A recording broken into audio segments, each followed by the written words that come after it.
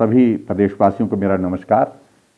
आज हम काफ़ी दिनों के पश्चात आप सबसे बात करने के लिए उपस्थित हुए हैं। पिछले दिनों हिमाचल प्रदेश में कोरोना वायरस के मामलों में बढ़ोतरी हुई है और स्वाभाविक रूप से यह हम सब के लिए चिंता का विषय है। और ये भी मैं कहना चाहता हूं कि हिमाचल एकमात्र प्रदेश नहीं है, पूरे देश के दूसरे प्रदेशों में भी बड़ी संख्या में कोरोना वायरस में बढ़ोतरी हुई है। हिमाचल प्रदेश में जहां तक अभी हाल की परिस्थिति है, जो मामलों में बढ़ोतरी हुई है, एक तो सबसे बड़ी बात है कि हम जो लोगों को हिमाचल से बाहर जो फंसे हुए थे उनको लेकर के आए, उसके कारण भी हुई। और दूसरे, जब से अनलॉक फेज 2 की शुरुआत हुई है उसके पश्चात हिमाचल प्रदेश में आने जाने का लोगों का जो माध्यम है वो थोड़ा सरल हुआ है। और सरल होने की वजह की क्योंकि हमारी डिजास्टर मैनेजमेंट एक्ट के अंतर्गत जो मिनिस्ट्री ऑफ होम अफेयर की ओर जो हमारी इंस्ट्रक्शन थी, गाइडलाइंस थी, उनका पालन हम कर रहे हैं। ऐसी परिस्थिति में भी हिमाचल प्रदेश में हमने तय किया कि हिमाचल प्रदेश में जिस भी व्यक्ति को बाहर से आना है वो हिमाचल में प्रवेश होने से पहले अपना रजिस्ट्रेशन करे और रजिस्ट्रेशन के बाद ही वो हिमाचल प्रदेश में जो जहां भी उसने जाना है वहां पर जाए। अगर वो रेड हॉट जोन से आ रहा है तो उस सूरत में हमने तय किया था कि वो हिमाचल प्रदेश में आने के बाद उसको क्वारंटीन होना पड़ेगा, इंस्टीट्यूशन क्वारंटीन होना पड़ेगा। और लेकिन उसके बाद अगर रेड हॉट जोन से नहीं है तो उस सूरत में उसको होम क्वारंटीन के लिए आदेश दिए गए हैं। लेकिन यह बात सत्य है कि इस बात को हमको स्वीकार करना पड़ेगा, जो गंभीरता शुरू के दौर में थी कोरोना वायरस के मामलों को लेकर के, उस गंभीरता को आज की नजर में, आज की तारीख में हम देख रहे हैं कि उसमें बहुत बड़ी कमी आई है। लोग आना चाहते हैं, जाना चाहते हैं, जल्दी में सब लोग हो गए। ऐसी सूरत में यह चिंता का विषय है कि जो नियम हमने बनाए थे, सख्त नियम बनाए थे, जिसके कारण हिमाचल प्रदेश में बहुत बड़ा हमने बचाव किया था कोरोना वायरस से लोगों को संक्रमित होने में, उसमें काफ़ी थोड़ा सा लोगों ने हल्के में लेना शुरू कर दिया। इसलिए मैं आज आप सबसे करबद्ध निवेदन करना चाहूँगा, बहुत गंभीर दौर में से हम गुजर रहे हैं। कोरोना वायरस अपने क्लाइमेक्स की तरफ पहुँच रहा है और कोरोना वायरस जब क्लाइमेक्स की तरफ जा रहा है तो ऐसी सूरत में और ज़्यादा सावधान होने की आवश्यकता होगी। इसलिए मेरा आप सबसे निवेदन है कि बिल्कुल जो भी नियम कानून, जो भी व्यवस्थाएं आपको बताई गई हैं, बार बार कहने की आवश्यकता नहीं है, उनका आप पालन करें। मैं इस बात से भी सहमत हूं कि फिलहाल आजकल हिमाचल प्रदेश में जब अनलॉक फेज 2 शुरू हुआ है, सेब का सीजन भी शुरू हो गया है, लोगों की हमारी इकोनॉमिक एक्टिविटीज भी शुरू हो गई है, ट्रांसपोर्टेशन भी शुरू हो गई है। इन सारी चीज़ों को रोकना भी उचित नहीं होगा, लेकिन सावधानी करें तो मुझे लगता है कि अभी भी हमारे पास बचाव का बहुत बड़ा रास्ता उपलब्ध है।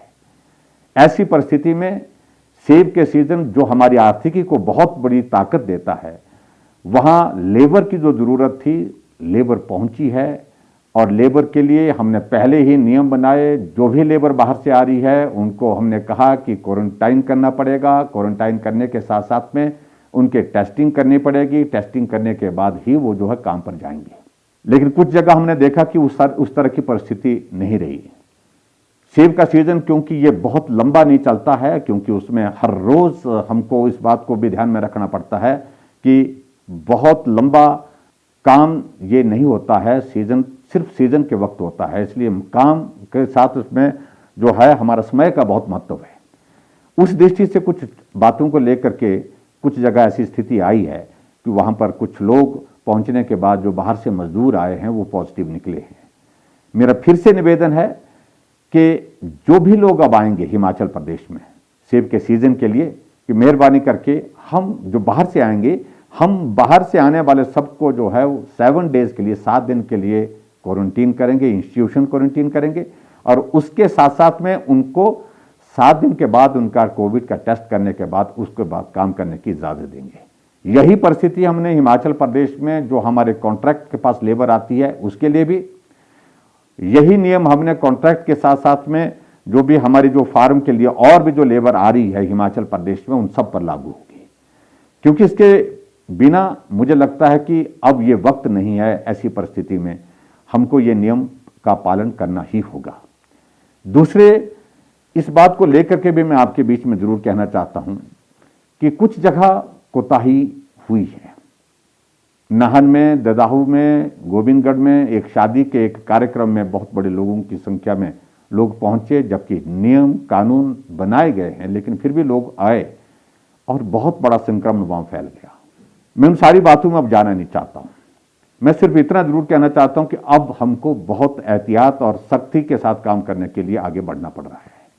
मैं आज इस बात को लेकर के कह रहा हूं, आज शाम से 27 तारीख यानी कि 27 तारीख सोमवार तक सुबह तक जो है नाहन का, जो हमारा ददाहू का इलाका है, नाहन का है, गोविंदगढ़ जो है, जहां ये गांव है, कस्बा है, उसमें लॉकडाउन रहेगा, पूरी तरह से लॉकडाउन रहेगा।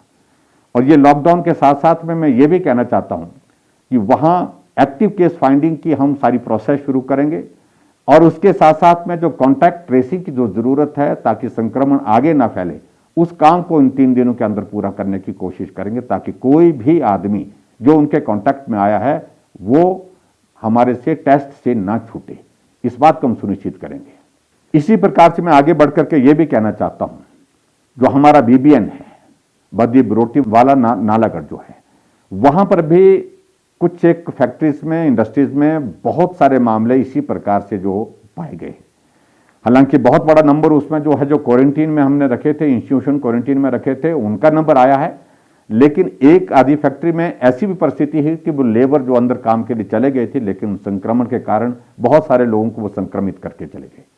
ऐसी परिस्थिति में हमने ये भी तय किया है कि जहां हमारा बीबीएन का इलाका है, वहां हम कल शाम यानी कल शाम 25 तारीख से 28 तारीख मंगलवार तक सुबह 6 बजे तक वहां पर भी हम लॉकडाउन की आज घोषणा कर रहे हैं, और ताकि वहां पर भी कॉन्टैक्ट ट्रेसिंग हम पूरी कर सकें और उसके साथ साथ में एक्टिव केस फाइंडिंग के प्रोसेस को भी हम कंप्लीट कर सकें। हमारी कोशिश है कि हमारा इंडस्ट्रियल सेक्टर भी प्रभावित ना हो, लेकिन इस बात के लिए हमारी प्राथमिकता पहली रहेगी कि कोई भी आदमी वहां पहुंच करके कामकाज पर जाने से पहले संक्रमण से मुक्त हो। इस बात को हम सुनिश्चित करना चाहते हैं। इसलिए इसमें मैं पूरा सहयोग चाहूंगा, मुझे पूरा भरोसा इसमें भी पूरा सहयोग मिलेगा। नाहन वासियों से भी मेरा निवेदन है कि वहां पर भी बहुत सब लोगों का ये सहयोग रहेगा। इसी प्रकार से मैं देख रहा हूं कि और जगह भी, मंडी में भी आज बड़ी संख्या में मामले आए हैं, और उसमें एक लंबा थाज की पंचायत है, उस लंबा थाज की पंचायत में बड़ा नंबर आया है, 12 नंबर। तो उसके लिए भी हमने आज कह दिया कि पूरी पंचायत को सील कर दिया जाए और कॉन्टैक्ट ट्रेसिंग जितनी भी है उसको 2 दिन के अंदर उसको संपूर्ण किया जाए, और संपूर्ण करने के पश्चात ताकि कोई भी वहां पर आगे उसकी फैलने की गुंजाइश ना रहे। इसके साथ में हमने एक बात को लेकर के और भी हमने कोशिश की है। हालांकि हिमाचल प्रदेश में जितने भी लोग बाहर से आ रहे हैं उन सब के लिए हमने रजिस्ट्रेशन की व्यवस्था की है, बाकी प्रदेशों की तुलना में सख्त नियम रखे हैं, लेकिन फिर भी डिप्टी कमिश्नर्स को हमने आज आदेश दिए हैं कि जो आईटी के माध्यम से जो वेरिफिकेशन का जो प्रोसेस है, उस प्रोसेस को और पुख्ता करें। कोई भी आदमी इधर उधर से बिना सूचना के जो है वो बाहर से आकर के गांव में या शहर में कहीं ना पहुंचे। इसके लिए भी हमने आज बात की है, और मुझे लगता है कि इस सारी चीज से काफी फर्क पड़ेगा। मैं एक बार फिर से हिमाचल प्रदेश के सभी भाई बहनों का आभार व्यक्त करना चाहूंगा। आप सबको बहुत बड़ा सहयोग मिला है, लेकिन ये संकट बहुत गहरा संकट है। इस गहरे संकट में हम सबको मिलकर के अभी और ज्यादा आप सबकी मदद की जरूरत है, और सरकार कोशिश कर रही है हिमाचल प्रदेश में कोरोना वायरस को हम रोक सकें, कम कर सकें, और जितना जल्दी हम कर सकें इसके लिए हम पूरा प्रयत्न कर रहे हैं, प्रयास कर रहे हैं। आप सबके सहयोग के लिए मैं एक बार आभार व्यक्त करता हूं, लेकिन मेरा फिर से विनम्र निवेदन है सभी हिमाचल वासियों से, जब आप लोगों ने यहां तक सहयोग दिया है, समर्थन दिया है इस दौर में, बाकी राज्यों की तुलना में हिमाचल प्रदेश में अभी भी स्थिति बहुत अलग है। बाकी राज्यों में बहुत सारे मामले जो है वो बड़े हैं, और ऐसे में मैं मानता हूं मामले बहुत बड़े हैं हिमाचल प्रदेश में भी, लेकिन फिर भी हम हिमाचल प्रदेश में अभी भी बेहतर हैं। लेकिन मुझे आप सबके सहयोग की आवश्यकता है, आप सबके समर्थन की आवश्यकता है ऐसे संकट के क्षण में। और मेरा विनम्र निवेदन है, खास तौर से जो लोग महज राजनीति कर रहे हैं, ये दौर उस काम के लिए नहीं है। और ऐसे संकट में हम सबको मिलकर के चलना है। आपके सुझाव का अभिनंदन है, स्वागत है, लेकिन फिर भी मुझे सिर्फ इतना ही कहना है कि हिमाचल प्रदेश को कोरोना के इस संकट से बाहर निकालने के लिए पूरे हिमाचल वासियों की सहयोग की आवश्यकता है। और मैं उम्मीद करता हूं, पूरा भरोसा है, पूरा विश्वास है, हम इसमें निश्चित रूप से सफल होंगे, कामयाब होंगे। जय हिंद, जय हिमाचल।